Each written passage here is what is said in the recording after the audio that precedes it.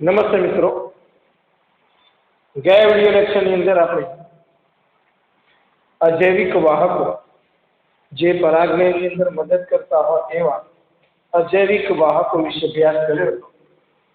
અજૈવિક વાહકોની અંદર આપણે પવન દ્વારા પરાગની એનિમોફિલી અને પાણી દ્વારા પરાગની હાઇડ્રોફિલી, તો એ બંનેનો આપણે અભ્યાસ સંપૂર્ણપણે પૂરો કર્યો। હવે જે બીજા પ્રકારના જે વાહકો છે, જે બીજા પ્રકારના પરાગ વાહકો છે, એને આપણે કહીશું જૈવિક વાહકો, કે જેની અંદર સજીવો દ્વારા પરાગ રજ એ સ્ત્રીકેસરના પરાગાસન સુધી પહોંચશે। તો સજીવો દ્વારા જો પરાગનયનની ઘટના થાય તો એને આપણે જૈવિક વાહકો તરીકે ઓળખીએ છીએ। અને મેં તમને કીધું હતું એ જ પ્રમાણે કે વાહકો અથવા તો માધ્યમ કોઈ પણ પ્રકારનું હોઈ શકે, અજૈવિક પણ હોઈ શકે, એનો ચર્ચા આપણે કરી ચૂક્યા છીએ। જૈવિક વાહકોની અંદર કોનો સમાવેશ થાય તો એની અંદર કીટકોનો સમાવેશ થાય, સરીસૃપનો પણ સમાવેશ થાય, પક્ષીઓનો પણ સમાવેશ થાય અને છેલ્લે પ્રાણીઓનો પણ સમાવેશ થાય। તો આ બધા જ વાહકો એ પરાગરજને સ્ત્રી કેસરના પરાગાસન સુધી પહોંચાડવામાં મદદરૂપ થતા હોય। તો એની અંદર કયા કયા પરાગ વાહકો હોય એના ઉદાહરણ ખાલી આપણે જોઈ લઈએ કે એની અંદર પહેલા આપણે સૌપ્રથમ શરૂઆત કરીએ કે પ્રાણીઓ દ્વારા પરાગ નહીં। તો પ્રાણીઓ દ્વારા પરાગ નહીં તો પ્રાણીઓની આપણે કહીએ કે પ્રાણી સૃષ્ટિની અંદર કીટકોનો પણ સમાવેશ થાય, સરીસૃપનો પણ સમાવેશ થાય, પક્ષીઓનો પણ સમાવેશ થાય અને પ્રાણીઓનો પણ સમાવેશ થાય। એટલે હવે આપણે જે ટોપિક જોઈ રહ્યા છીએ પ્રાણીઓ દ્વારા પરાગ નહીં, ઝૂફીલી, પ્રાણીઓ દ્વારા પરાગ નહીં, જેની અંદર કીટકો પણ ભાગ ભજવતા હોય। સૌથી વધારે કીટકો દ્વારા પરાગની ઘટના થાય તો એ કીટકોની અંદર એક્ઝામ્પલ કયા કયા હોઈ શકે તો એ કીટકોની અંદર મધમાખી, માખી, ભૃંગ કીટક જેને આપણે બીટલ કહીએ છીએ, પતંગિયા, ફૂદા, ભમરીઓ અને કીડી, આ બધા જ કીટક વર્ગના જે પ્રાણીઓ છે તે પરાગનયનની અંદર મદદ કરતા હોય છે અથવા તો એમના થકી પરાગનયનની ઘટના થતી હોય છે। તો આ બધા જ કીટકો છે એની અંદર સૌથી પ્રભાવી જો પરાગવાહક હોય કે જેની મદદથી સૌથી વધારે પરાગનયનની ક્રિયા થાય છે એ કીટકની અંદર મધમાખી સૌથી પ્રભાવી છે। એમસીક્યુ માટે યાદ રાખજો કે કીટકની અંદર મધમાખી એ સૌથી પ્રભાવી પરાગવાહક તરીકે બનશે। સૌથી વધારે પરાગનયન એ મધમાખી દ્વારા થતું હોય એટલે આપણે મધમાખીને જૈવિક વાહકોની અંદર સૌથી પ્રભાવી કીટક તરીકે આપણે ઓળખીએ છીએ। ત્યારબાદ માખી, ભૃંગ કીટક, પતંગિયા, ફૂદા, ભમરીઓ અને કીડી દ્વારા પણ પરાગનયનની ક્રિયા થતી હોય। તો આ જે ઉદાહરણો છે એ કીટક વર્ગના છે। ત્યારબાદ સરીસૃપની અંદર ખાસ સૌથી વધારે ગેકો ગરુડી, ગેકો લિઝાર્ડ કહીએ અને કાચિંડાની મદદથી સૌથી વધારે પ્રમાણમાં પરાગરજની શું થશે? પક્ષીઓની અંદર સનબર્ડ અને સૌથી નાનું પક્ષી હમિંગબર્ડ, એની અંદર અથવા તો એની મદદથી પરાગનયનની ક્રિયા થતી હોય તો સનબર્ડ અને હમિંગબર્ડ, ખાસ કરીને જે સીમડો હોય, સીમડાની અંદર કુવારપાઠું હોય, કુવારપાઠાની અંદર તો એની અંદર સીમડો અને કુવારપાઠું એની અંદર સનબર્ડ અને હમિંગબર્ડ દ્વારા પરાગનયનની ઘટના થતી હોય। ઉદાહરણ યાદ રાખજો, હજુ ફરીથી કહું છું, સીમડો હોય અને બીજા નંબરની અંદર કુવારપાઠું, એની અંદર સૌથી વધારે સનબર્ડ અને હમિંગબર્ડ દ્વારા પરાગનયનની ક્રિયા થતી। તો ઉદાહરણ પણ સાથે સાથે યાદ રાખવાનું કે સનબર્ડ અને હમિંગબર્ડ દ્વારા કઈ વનસ્પતિની અંદર પરાગનયન થતું હોય તો સીમડો અને કુવારપાઠું। ક્લિયર થઈ જાય? ચલો એના પછી પ્રાણીઓ દ્વારા સસ્તન વર્ગના પ્રાણીઓની અંદર સૌથી વધારે જો પ્રભાવી હોય તે ચામાચીડિયું છે અને એના માટે ખાસ વિશેષ એ જાણકારી છે કે ચામાચીડિયું એ કાઇઝેલિયા વનસ્પતિની અંદર ચામાચીડિયા દ્વારા કાઇઝેલિયા નામની જે વનસ્પતિ છે એની અંદર પરાગનયનની ક્રિયા થતી. તો કાઇઝેલિયાની અંદર ખાલી જગ્યા દ્વારા પરાગનયનની ઘટના થાય છે. તો યાદ રાખજો, કાઇઝેલિયા વનસ્પતિની અંદર ચામાચીડિયા દ્વારા પરાગનયનની ઘટના થતી. ક્લિયર થઈ જાય. પછી પ્રાઇમેટની અંદર લેમુર સૌથી વધારે, કારણ કે વૃક્ષારોહી લેમુર, પ્રાઇમેટ્સની અંદર પણ વૃક્ષારોહી જે લેમુર હોય એ લેમુરની મદદથી સૌથી વધારે પરાગનયનની ઘટના થતી હોય. અને ત્યારબાદ જે વનસ્પતિ ઉપર જે તીક્ષ્ણ દાંતવાળા જે કોતરીને ખાનારા હોય એવા જે વૃક્ષારોહી પ્રાણીઓ છે જેને આપણે કર્તનશીલ પ્રાણીઓ કહીએ છીએ એના દ્વારા પણ પરાગનયનની ઘટના થતી.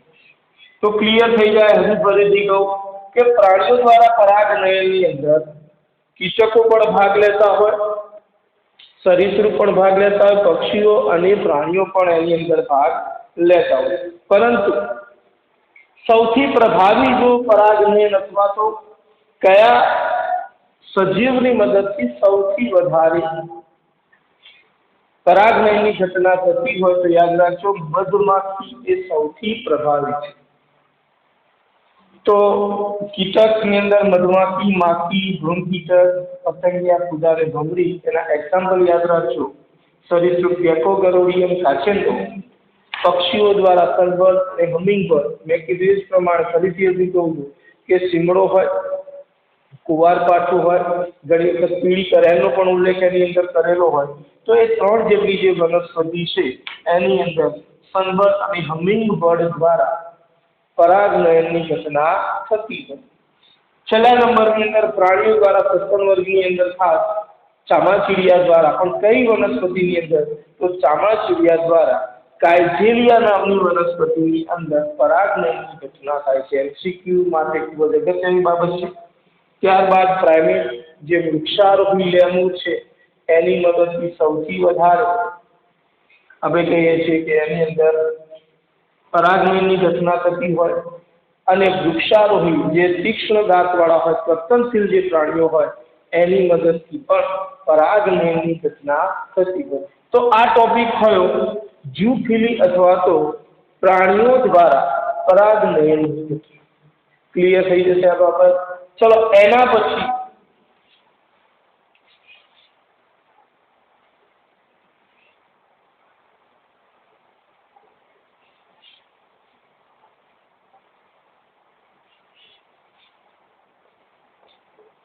કીટકો દ્વારા પરાગનયન.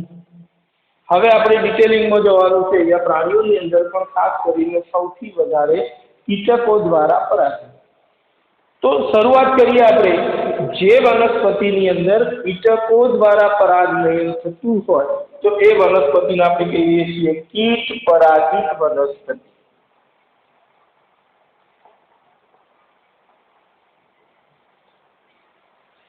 તો કીટકો દ્વારા પરાગનયન. અને બીજા નંબરની અંદર શબ્દ છે કીટ પરાગિત વનસ્પતિ. એટલે શું? કે જે વનસ્પતિની અંદર કીટકો દ્વારા પરાગનયનની ઘટના થતી હોય તો એના આપણે કીટ પરાગિત વનસ્પતિ તરીકે ઓળખીએ. ક્લિયર થઈ જાય બાબત. ચલો હવે જે વનસ્પતિની અંદર કીટકો દ્વારા પરાગનયન જો થતું હોય તો એ વનસ્પતિની લાક્ષણિકતાઓ શું હશે કે જેના દ્વારા કીટકો આકર્ષાય અને પરાગનયનની ક્રિયા કરતા હોય? તો એ કીટ પરાગિત વનસ્પતિની કેટલીક જે લાક્ષણિકતા હોય તો એની અંદર પહેલી ચર્ચા આપણે કરીશું પુષ્પ. તો કીટ પરાગિત જે વનસ્પતિ હોય એ વનસ્પતિની અંદર જે પુષ્પનું નિર્માણ થાય એ પુષ્પની ગોઠવણી એવી રીતે હોય કે જેથી સરળતાથી કીટક એની ઉપર સ્થાપિત થઈ શકે. પહેલી એક બાબત એ પુષ્પની ગોઠવણી. બીજા નંબરની અંદર એ પુષ્પ ખૂબ જ આકર્ષક હોય, એના દલપત્રો ખૂબ જ આકર્ષિત હોય, રંગીન હોય. ત્રીજી બાબત છે કે એની અંદર ખાદ્ય પરાગરજ અને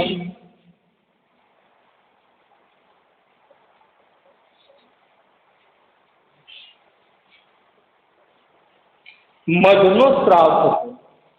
તો આ બધા જ લક્ષણો છે કીટ પરાગિત વનસ્પતિના પુષ્પના. હજુ ફરીથી કહું કે કીટ પરાગિત જે વનસ્પતિ હોય એની અંદર પ્રથમ એના પુષ્પની ગોઠવણી એવી રીતે થયેલી હોય જેનાથી સરળતાથી કીટકો તેની તરફ આકર્ષે. બીજું કેરેક્ટર જોઈએ તો એ પુષ્પના દલપત્રો એ હંમેશા રંગીન હોય એટલે પુષ્પ ખૂબ જ આકર્ષક હોય. ત્રીજા નંબરની આપણે ચર્ચા કરીએ કે એની અંદર ખાદ્ય પરાગરજ હોય અને મધનો સ્ત્રાવ થતો હોય. તો આ બધા જ લક્ષણોને કારણે કીટકો શું થતી આકર્ષક. ઘણી વખત આ વનસ્પતિની અંદર એના પુષ્પો નાના હોય તો એનો આકર્ષક પુષ્પ વિન્યાસનું નિર્માણ થશે. ઘણી વખતે વનસ્પતિની અંદર પુષ્પોના કદ નાના હોય તો એનો જે પુષ્પ વિન્યાસ નવા નાના નાના પુષ્પો એકબીજા સાથે સુવ્યવસ્થિત રીતે ગોઠવાઈ એક પુષ્પ વિન્યાસનું નિર્માણ કરશે ને એ પુષ્પ વિન્યાસ પણ કેવો હશે? ખૂબ જ આકર્ષક. તો આ બાબત થઈ કીટકોને વનસ્પતિ તરફ આકર્ષવાના લક્ષણો. તો હવે કીટકો ખાદ્ય પરાગરજ મેળવવા માટે અથવા તો મધ મેળવવા માટે એ પુષ્પ તરફ આકર્ષશે. હવે પુષ્પ તરફ આકર્ષાય એટલે તમે જોશો તો કીટક દ્વારા જે પરાગનયનની ઘટના થાય છે અને સહજીવન તરીકે પણ આપણે ઓળખીએ છીએ. કેમ સહજીવન કહેવામાં? પણ સહજીવનની અંદર આપણને ખ્યાલ છે ત્યાં સુધી કે સહજીવનની અંદર ભાગ લેતા બંને સજીવોને હંમેશા ફાયદો થાય છે. તો કીટકો દ્વારા પરાગનયનની જે ઘટના થાય એની અંદર સહજીવન તરીકે પણ આપણે એને ઓળખીએ છીએ. કે તો વનસ્પતિ જ્યારે આકર્ષક પુષ્પો ધરાવશે ખાદ્ય પરાગરજ અને મધનો સ્ત્રાવ થશે તો એ મધ મેળવવા માટે અને ખાદ્ય પરાગરજનો ખોરાક તરીકે ઉપયોગ કરવા માટે કીટક એ પુષ્પ તરફ આકર્ષાશે. પુષ્પ ઉપર આકર્ષાશે એટલે એ ખાદ્ય પરાગરજ એને એમાંથી મેળવશે અને મધ પણ એની અંદરથી મેળવશે એટલે કીટકને સૌ પ્રથમ ફાયદો થાય. તો એની સામે વનસ્પતિને કયા પ્રકારનો ફાયદો થશે? તો વનસ્પતિની અંદર જે પરાગરજ હોય એ પરાગરજ શ્લેષ્મ હોય. આપણે પછીની ચર્ચા કરીએ. શ્લેષ્મ હોય એટલે કીટકના ઉપાંગો ઉપર એ ચોંટી જશે. જ્યારે એ કીટક અન્ય પુષ્પની જ્યારે મુલાકાત લેશે ત્યારે એ પરાગરજ એ અન્ય પુષ્પના સ્ત્રી કેસરના પરાગાસન ઉપર શું થઈ જશે? સ્થાપિત થઈ જશે. એટલે વનસ્પતિને પરાગનયનની ઘટના પ્રાપ્ત થઈ એટલે તેને એ ફાયદો થયો.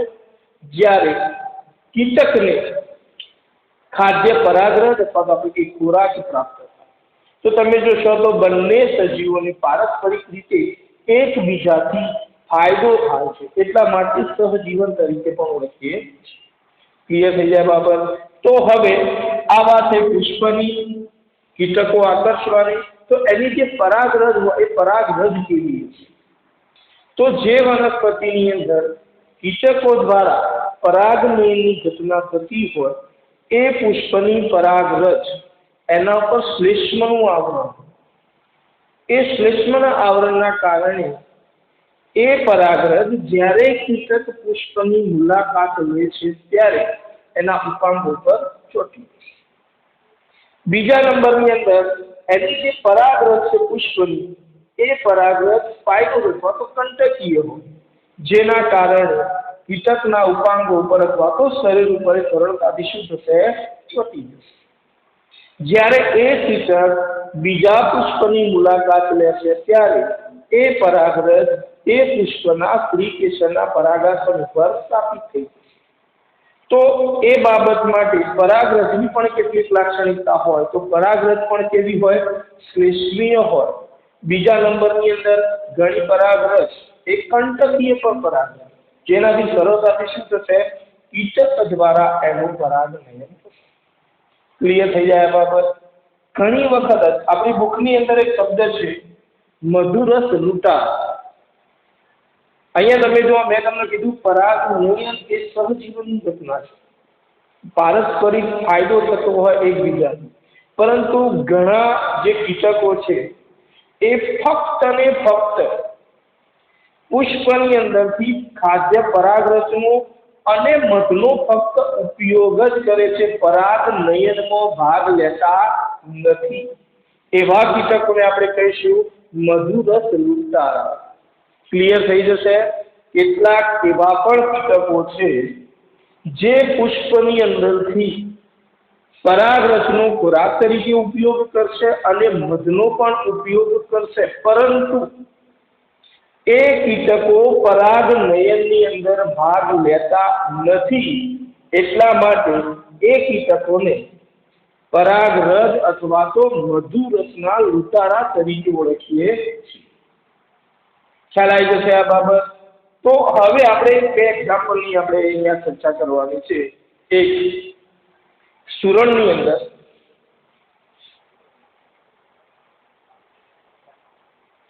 અંદર આપણે કહીએ માખી દ્વારા, અને બીજું ઉદાહરણ છે યુક્તા વનસ્પતિની અંદર ફૂદા દ્વારા. આ બંને છે તે બે એક્ઝામ્પલ આપણી બુકની અંદર આપેલા છે, અને આ ટોપિક જે બંને છે એ સહજીવન પર આધારિત છે.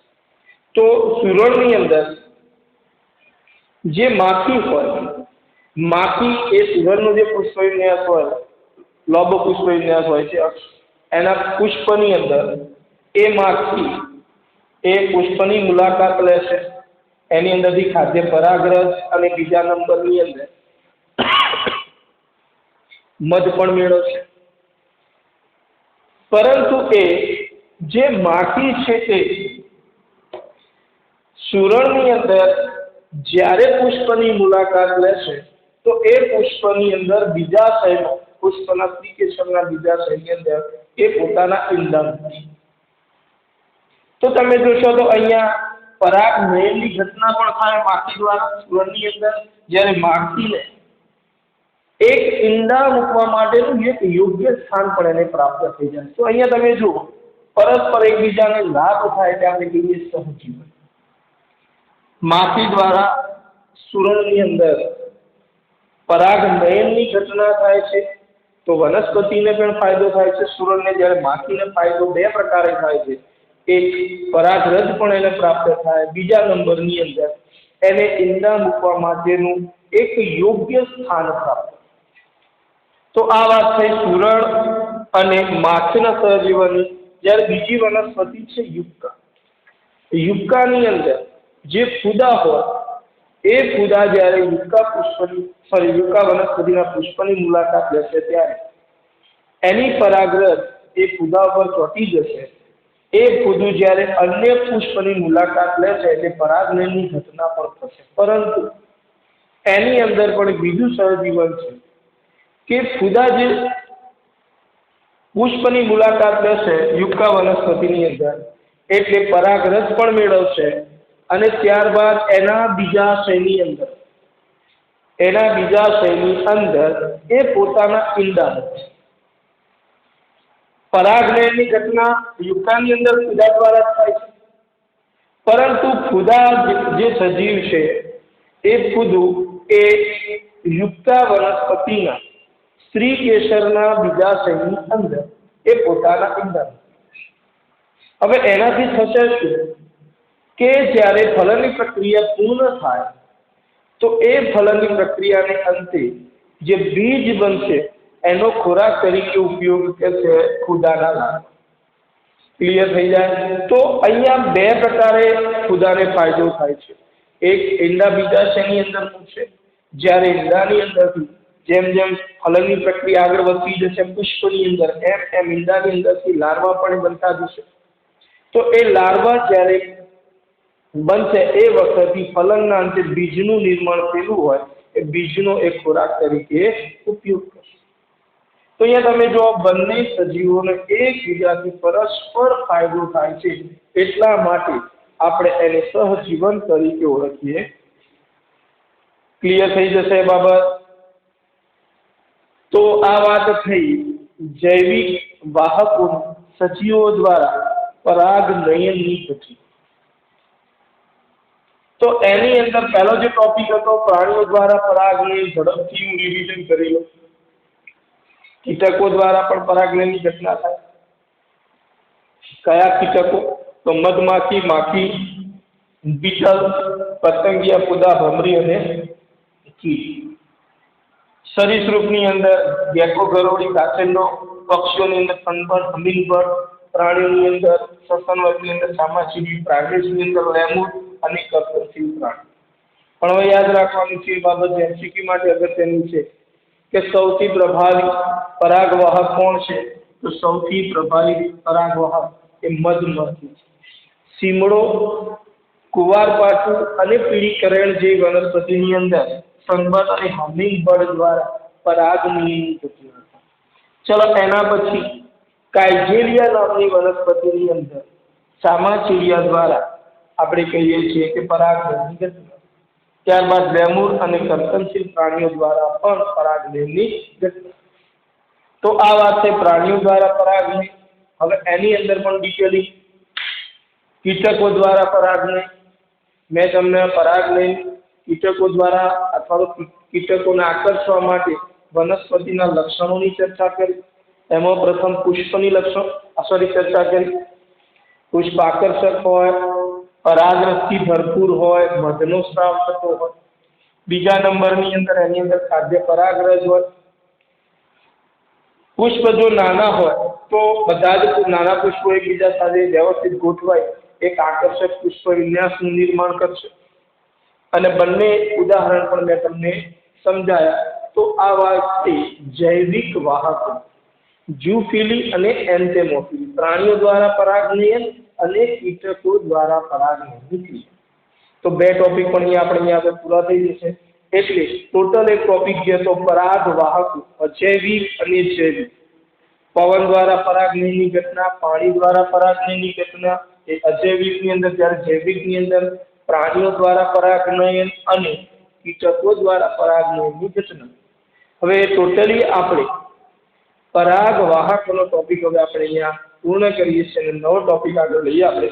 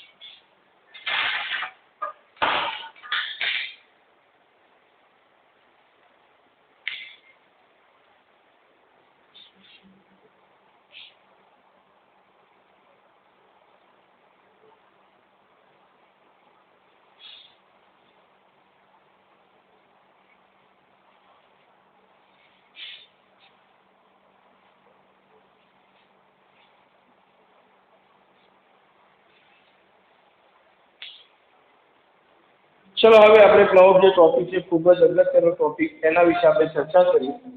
પરપરાગનયન માટેની પ્રયુક્તિઓ. તો એના પહેલા આપણે સમજી લઈએ કે સ્વફલન માટેની પ્રયુક્તિઓ કઈ કઈ.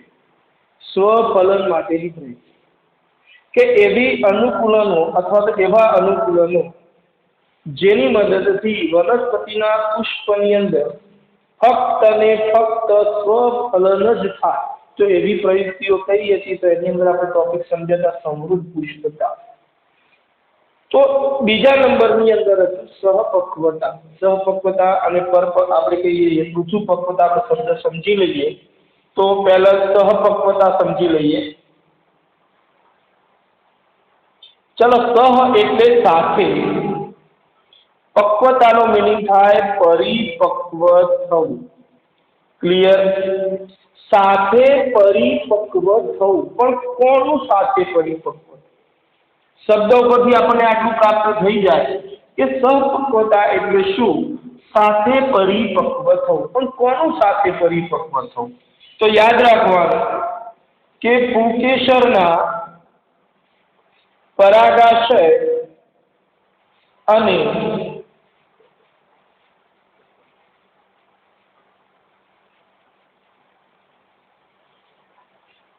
પુંકેસરના પરાગાશયનું અને સ્ત્રીકેસરના પરાગાસનનું સાથે પરિપક્વ થવું. હવે ક્લિયર થઈ જાય સહપક્વતા એટલે શું? સહપક્વતા એટલે પુંકેસરના પરાગાશયનું અને સ્ત્રીકેસરના પરાગાસનનું એક જ સમયે અથવા તો એકી સાથે પરિપક્વ થવું, એના આપણે કહીશું સહપક્વતા. એનાથી શું થશે કે જ્યારે પરાગાશય પરિપક્વ થાય તો તેમાંથી શાનું નિર્માણ થશે? પરાગરસનું નિર્માણ થશે. પરિપક્વ અવસ્થા પુષ્પની અંદર જ્યારે પરાગાશય પરિપક્વ થશે ત્યારે એમાંથી પરાગરસનું નિર્માણ થશે.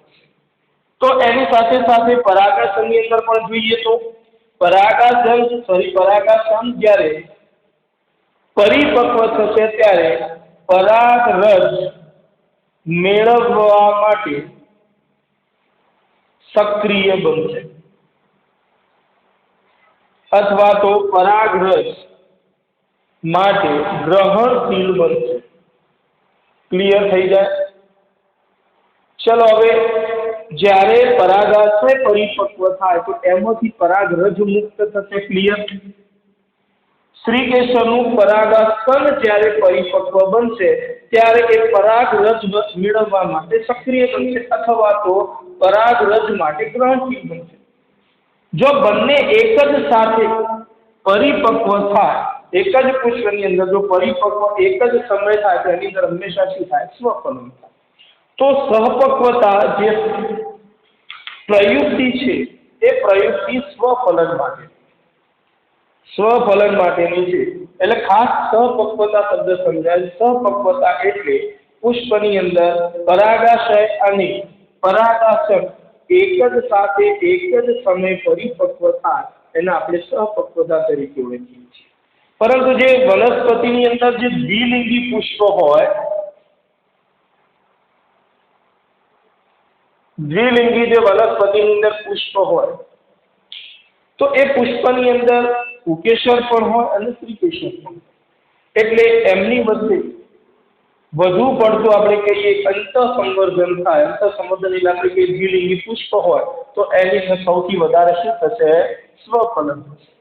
સ્વફલન થવાને કારણે અંતઃસંવર્ધનનો દર વધી જશે. અને સંવર્ધનનો દર વધી જાય એટલે વનસ્પતિ અંતઃસંવર્ધનનો દર ઘટાડવા માટે, સ્વફલન અટકાવવા માટે પરપરાગ નયન થાય એવી કેટલીક પ્રયુક્તિઓ અથવા તો અનુકૂલન કરશે. તો એ અનુકૂલનો કયા કયા પ્રકારના છે આપણે એ જ જોવાનું છે. હજુ ફરીથી કહું કે વનસ્પતિની અંદર દ્વિલિંગી જે પુષ્પ હોય એ દ્વિલિંગી પુષ્પની અંદર પુંકેસર પણ હાજર હોય, સ્ત્રીકેસર પણ હાજર. તો બંને જે પુષ્પ હોય, આ જે પુષ્પ હોય એની અંદર સહપક્વતા થાય એટલે પુંકેસરનું પરાગાશય પણ પરિપક્વ થશે, પરાગરજ મુક્ત કરશે. એ જ સમયે સ્ત્રીકેસરનું પરાગાસન પરાગરજ મેળવવા માટે ગ્રહણશીલ બનશે. એટલે સહપક્વતા, જેના કારણે શું શક્ય બનશે? સ્વફલન. પણ વારંવાર સતત જે સ્વફલન થાય એના કારણે અંતઃસંવર્ધન દબાણ વધી જશે. એટલા માટે વનસ્પતિ એવા અનુકૂલનો કરશે અથવા એવી પ્રયુક્તિઓ કરશે જેના કારણે સ્વફલન અટકી જાય. અને સ્વફલન અટકી જાય તો કયું થશે? પરપરાગ નયન થશે. તો એ પરપરાગ નયન કરવા માટે, સ્વફલન અટકાવવા માટે કેટલીક પ્રયુક્તિઓ કરશે જેને આપણે કહીશું પરપરાગ નયન માટેની પ્રયુક્તિ. તમે જો અહીંયા સહપક્વતા હોય તો એની અંદર શું થશે? સ્વફલન.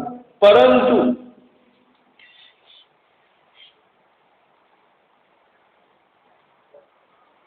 પૃથુપક્વતા હોય તો સ્વફલન શક્ય નથી. પહેલા તો પૃથુપક્વતા એટલે શું? સપક્વતાનો મીનિંગ શું થાય કે પુંકેસરનું પરાગાશય પરિપક્વ જ્યારે થાય એ જ સમય સ્ત્રી કેસરનું પરાગાશય પરિપક્વ થાય એટલે ગ્રહણશીલ બનશે એ સમય બંને વચ્ચે હંમેશા શું થશે? સ્વફલન થશે. પરંતુ વનસ્પતિને અહીંયા શું કરવાનું છે? સ્વફલન અટકાવવાનું છે. તો સ્વફલન અટકાવવા માટે વનસ્પતિ વિવિધ પ્રયુક્તિઓ કરશે, જેની અંદર પહેલી પ્રયુક્તિ છે પૃથુપક્વતા. સપક્વતા એટલે સાથે પરિપક્વ થવું. પૃથુપક્વતા એટલે અલગ અલગ સમયે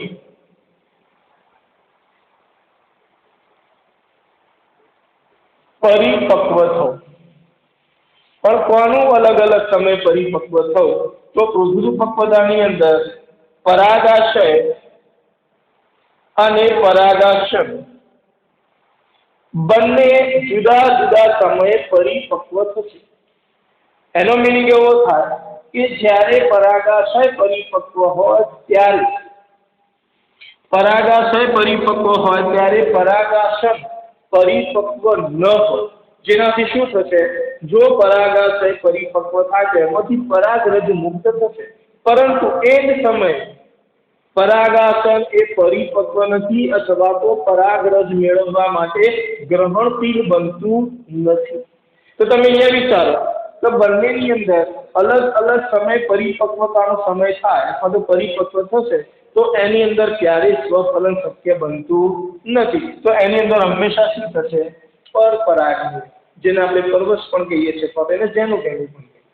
તો પહેલો ટોપિક એટલો યાદ રાખવાનો છે કે દ્વિલિંગી ભલે પુષ્પ ઉત્પન્ન થતા હોય પરંતુ એ વનસ્પતિ સ્વફલન અટકાવવા માટે વિવિધ પ્રયુક્તિઓ કરતી. એની અંદર પહેલી પ્રયુક્તિ છે પૃથુપક્વતા. પૃથુપક્વતાનો મિનિંગ થાય કે પુષ્પની અંદર રહેલા પુંકેસરના પરાગાશયનો અને સ્ત્રી કેસરના પરાગાસનનો પરિપક્વતાનો સમયગાળો અલગ અલગ હોય, જુદો જુદો હોય, તો એને આપણે પૃથુપક્વતા કહીએ. વિચાર કરી લઈએ કે જ્યારે પરાગાશય પરિપક્વ થશે એમાંથી પરાગરજ મુક્ત થશે, પરંતુ એ સમયે પરાગાશન એ પરિપક્વ હોતું નથી. તો એ પરિપક્વ નથી હોતું તો એ પરાગરજ મેળવવા માટે સક્રિય હોતું નથી અથવા તો પરાગરજને ગ્રહણ કરવા માટે ગ્રહણશીલ હોતું નથી. તો એ સમય શું થશે? સ્વફલન ક્યારે શક્ય બનતું નથી. સ્વફલન નથી થતું તો એની અંદર હંમેશા જેનોગેમી અથવા તો પરપરાગમન શક્ય છે. તો આવી કેટલીક વનસ્પતિના આપણે જે ઉદાહરણો છે એ ઉદાહરણ આપણે એક પછી એક જોતા જઈએ. તો પહેલી એક બાબત યાદ રાખજો, પૃથુપક્વતા એટલે પરાગાશય અને પરાગાસનનો પરિપક્વતાનો સમયગાળો અલગ અલગ. તો એની અંદર પહેલું એક્ઝામ્પલ જોઈએ સૂર્યમુખી.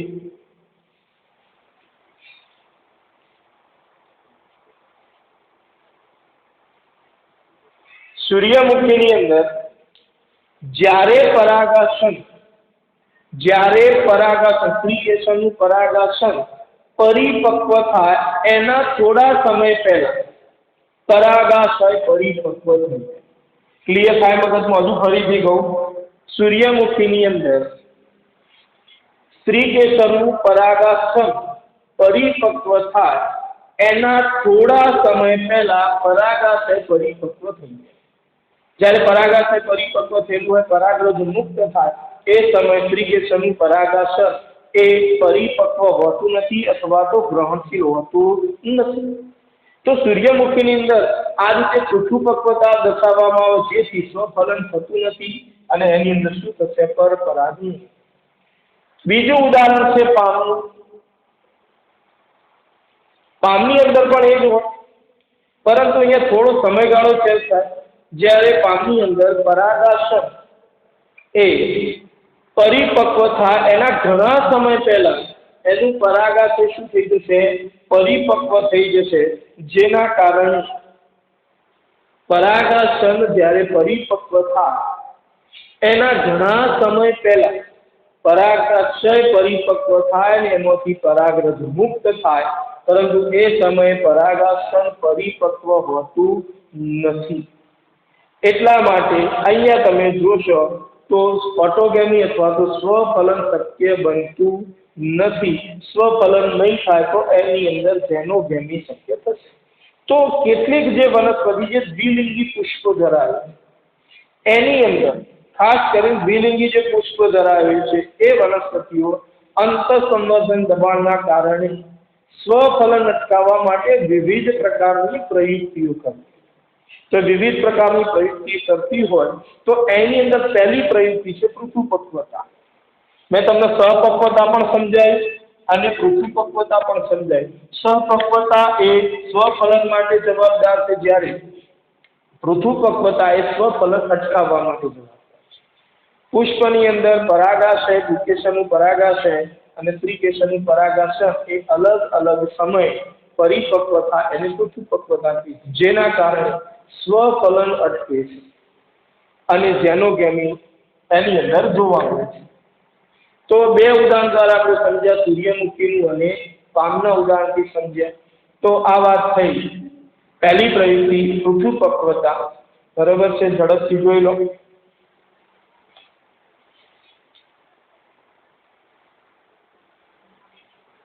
અને હવે પછીની જે બાકીની જે પ્રયુક્તિઓ છે તમે નેક્સ્ટ વિડિયો લેક્ચરની અંદર આપણે જોઈશું.